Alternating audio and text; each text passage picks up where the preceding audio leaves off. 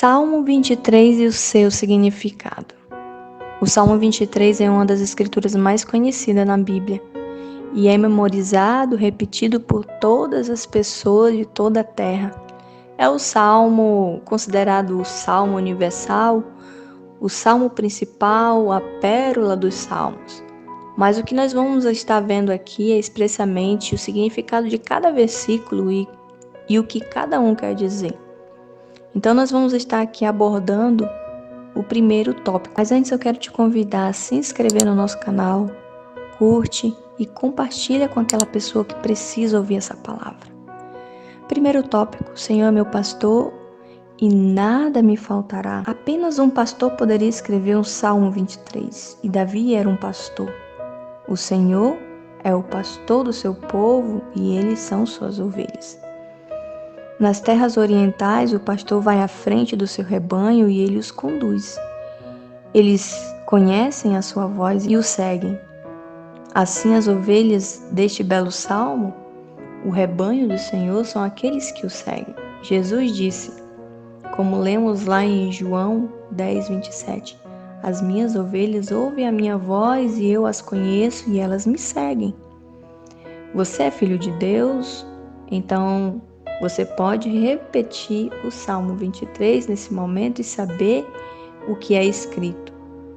E que foi escrito especialmente para você, para nós cristãos. Nós somos o seu povo, as suas ovelhas do seu pasto. Salmo 100, versículo 3 fala sobre isso. Nós não pertencíamos ao rebanho natural do Senhor. Nós éramos órfãos e precisávamos ser trazidos para o rebanho do bom pastor. Pela morte do seu Cordeiro, Jesus Cristo, fomos vestidos com o manto da sua justiça e podemos entrar no verdadeiro redil. E graças ao sacrifício e amor de Cristo por nós. O segundo versículo vai nos dizer que Ele nos faz deitar em pastos verdejantes. O salmista coloca o descanso e o refrigério em primeiro lugar, porque é assim que Deus lida conosco com tanta frequência. Suas bênçãos abrangem os anos. Quando olhamos para trás para a nossa vida, as provações superadas, os problemas superados, vencidos, são superados pelo seu amor. O choro pode durar uma noite, mas a alegria vem pela manhã. Salmo 30 diz isso no versículo 5. Ninguém pode descansar sua mente e seu coração até que o peso da sua consciência culpada seja removido. Mas Deus cura a alma perturbada quando Ele perdoa os nossos pecados. Na comunhão espiritual com Cristo, com Deus, o coração faminto encontra o alimento que satisfaz o coração, a nossa alma. E nós nos alimentamos da palavra de Deus. E a alma sedenta que bebe profundamente as águas frescas e tranquilas, assim como diz esse salmo, por esse alimento genuíno que Ele nos concede e suas bênçãos, que são grandes da parte do nosso pastor que nos conduz, encontramos em nossas almas restauração, a vida natural revigorada e a vida também espiritual renascidas em Deus. A Bíblia fala que as misericórdias do Senhor são as causas de não sermos consumidos, porque a sua misericórdia não tem fim e são renovadas todas as manhãs. E quando o Senhor ele renova a misericórdia e quando Ele cumpre em nós a Tua palavra, aquilo que Ele tem para nós e nós nos permitimos viver essa palavra, nós somos renovados de dentro para fora. Nós somos revigorados em Deus, espiritualmente e fisicamente. 3. Ele me guia pelas veredas da sua justiça. É o Senhor quem nos guia. A alma restaurada é tão conduzida pelo estágio do plano de Deus para a nossa vida. Ele nos guia pela sua vereda da justiça por amor do seu nome. Salmo 23:3. Isto é, Deus nos conduzindo ao trabalho, ao serviço para Ele, mas também nos faz descansar nas pastagens verdejantes e nos refresca nas suas águas tranquilas, que são para nos preparar para o trabalho. No plano do Evangelho, as obras não precedem, mas seguem o descanso. Não é algo que seja um peso para nós, mas é prazeroso fazer a obra do Senhor. A restauração da alma vem primeiro, então as obras de justiça depois. Não somos salvos por nossas obras, mas trabalhamos porque somos salvos. E isso nos dá autonomia para termos autoridades em Deus para exercer essa obra aqui na terra.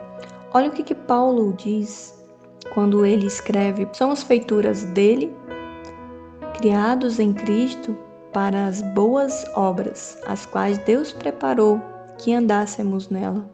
Lá em Efésios 2:10 nos diz sobre isso. Quarto tópico: ainda que eu ande pelo vale da sombra da morte. Agora o pastor segue em frente, não apenas ao lado das águas tranquilas de descanso e dos caminhos justos de serviço, mas através de problemas e tristezas. Ainda que eu ande pelo vale da sombra da morte, não temerei mal algum, porque tu estás comigo, e a tua vara e o teu cajado me consolam. O pastor celestial nem sempre guarda as ovelhas das tristezas, mas ele está conosco nessas tristezas. Quando os 3 jovens lá da Babilônia, Sadraque, Mesaque e Abednego, se encontram naquela provação por causa da consciência de não reverenciar o Deus a qual o rei havia levantado que todos adorassem, Deus honrou eles com o 4º homem no meio das chamas. Quando Paulo estava lá diante de Nero, ele não estava sozinho. Em 2 Timóteo 4:16 e 17, ele diz: na minha primeira resposta, nenhum homem ficou comigo, mas todos os homens me abandonaram. Paulo estava dizendo expressamente aqui que os homens podem nos abandonar, mas Deus, ele está conosco. Então, meu amigo, não se preocupe com o futuro. O que quer que venha sobre as nossas vidas, Deus, ele nos garante estarmos sempre com ele, ainda que passemos pelo vale da sombra da morte. Olha o que diz João 14:27, não se turbe o vosso coração, nem se atemorize. Por mais brilhante que seja o nosso caminho, em algum lugar, ao longo do nosso caminho, talvez na próxima curva, está a sombra temida pelo homem. Inesperadamente, podemos chegar ao vale mais profundo e escuro de todos, o vale da sombra da morte, mas mesmo ali, o pastor está conosco e não precisamos temer nenhum mal. A sua vara e o seu cajado nos confortam, a sua lei e o seu evangelho contribuem para a nossa correção e apoio. Podemos não saber o porquê de muitas nossas experiências, mas sabemos que o nosso pastor sabe, e isso já é o suficiente, porque nós temos plena confiança nele. Certa feita, um pai estava segurando sua filha cega no colo quando um amigo chegou e a pegou nos braços. A criança não chorou nem resistiu. Disse o pai: você não está com medo, querida? Você não sabe quem está com você? Ela respondeu: não. Imediatamente ela disse: não sei, mas você sabe. Ela não precisava saber. Se o pai sabia, estava tudo bem, e a sua fé nele tirou todo o medo. É assim que devemos ser com Deus. Por mais que nós não sabemos, nem vemos como ou o que vai acontecer, temos que ter uma fé inabalável e confiante no nosso Pai, no nosso pastor, aquele que nos guarda e cuida de nós a todo momento. Próximo versículo: preparas uma mesa diante de mim na presença dos meus inimigos, e unges a minha cabeça com óleo e meu cálice transborda. Certamente a bondade e a misericórdia me seguirão por todos os dias da minha vida e habitarei na casa do Senhor para sempre. Lembre-se, as ovelhas são homens, são pessoas, eu e você. Elas se reúnem ao redor da mesa do Senhor, aqui neste mundo e no que há de vir. Da próxima vez que nos sentarmos à mesa do Senhor, deixemos de lado qualquer pensamento de que é a mesa da igreja. Vamos meditar nas palavras: preparas uma mesa diante de mim. O Senhor prepara isso. Isso é dele, mas é também para nós. É o que está escrito: todas as vezes que comerdes deste pão e beberdes deste cálice, anunciais a morte do Senhor até que ele venha. Coríntios 11, 23 fala sobre isso. O pastor supre todas as nossas necessidades na presença dos nossos inimigos. Agora é mais do que um descanso ou trabalho. É conflito. Ele provê para nós aqui neste mundo. Ele é comida no deserto, maná de suas promessas e água da rocha. Nós a comemos como os israelitas, cajado à mão e prontos a marchar. Entendemos aqui que o povo de Israel, eles estavam diante de um Deus que provia, mesmo diante de tudo que eles tinham que enfrentar no deserto. Diante do conflito, o Senhor sempre preparava a mesa na presença dos inimigos e sempre garantia a vitória diante desses inimigos. Não é diferente conosco. Só que nossa luta não é contra carne nem sangue, mas contra os principados e potestades nas regiões celestiais, que agem contra nossas vidas. E aqui, quando nós refletimos sobre essa palavra, os inimigos não são pessoas, mas sim tudo aquilo que se levanta contra nossas vidas, contra nossa família, contra tudo aquilo que é promessa de Deus em nossas vidas. Então, Deus, ele nos honra quando nós seguimos o passo a passo de tudo que está escrito nessa palavra. O Senhor nos garante nos preparar uma mesa diante dos nossos inimigos. E todos aqueles que outrora duvidam do agir de Deus na nossa vida, muitas das vezes se surpreende com Deus que tudo pode, que tudo faz por nós. Mas está chegando um dia em que esse nosso querido bom pastor nos chamará para a grande ceia em seu reino.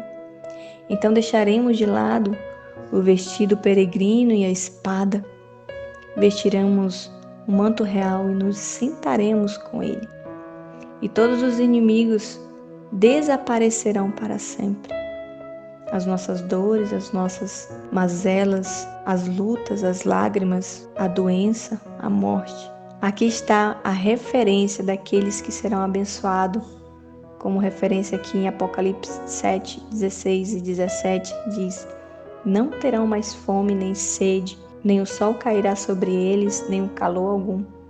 Porque o Cordeiro que está no meio do trono os apacentará e os conduzirá às fontes das águas vivas, e Deus enxugará dos seus olhos toda lágrima. Que palavra abençoada, não é? Deus é maravilhoso e eu creio que nós usufruiremos dessa bondade na eternidade também. Que Deus te abençoe nesse dia, que guarde a tua família, a tua casa, em nome de Jesus. Um grande abraço, até o próximo vídeo.